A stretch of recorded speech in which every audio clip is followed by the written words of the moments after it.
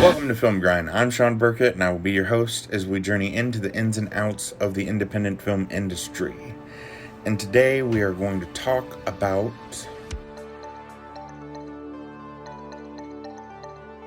shooting at night is definitely not the most easiest process for filming, especially at an independent level, because there's always something that's going to go wrong. Perfect timing for a prime example. So we're going to go through some footage that we've shot, and I will explain how things were done. This first clip is from one of my feature films. It is titled Don't in the Woods, and there were a lot of trial and error when it came to lighting this. But in the end, once we figured things out, we mainly went with a triangular formation for lights, and we literally filmed everything in that triangle. In this diagram, the orange circle is the fire because it is added light. The green circles are the cast. The black symbols are the camera, and the pink squares are the lights. Sometimes we'd be able to go down to 2 lights. It really depends on how much light is needed for the scene.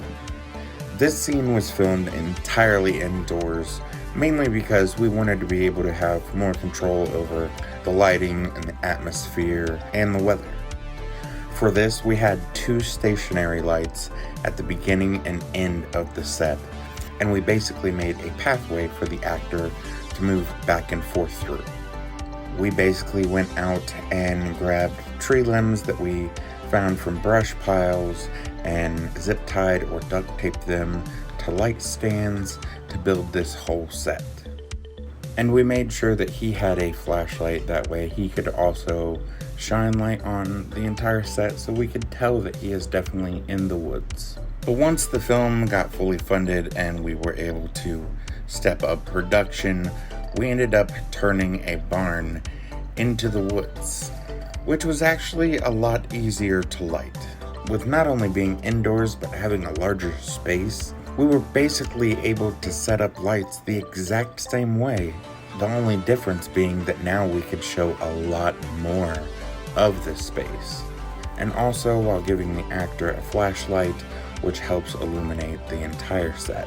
And then recently for our new web series, we tried a different approach to lighting.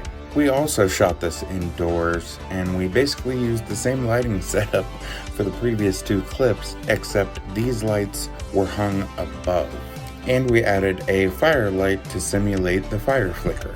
I know every filmmaker wants to be able to have that perfect lighting for an outdoor night shot, and sometimes you can achieve that. It just takes time and patience. And that does it for this episode of Film Grind. Please like, subscribe, and ring the bell for notifications. And until next time, I'm Shawn Burkett. Thanks for tuning in.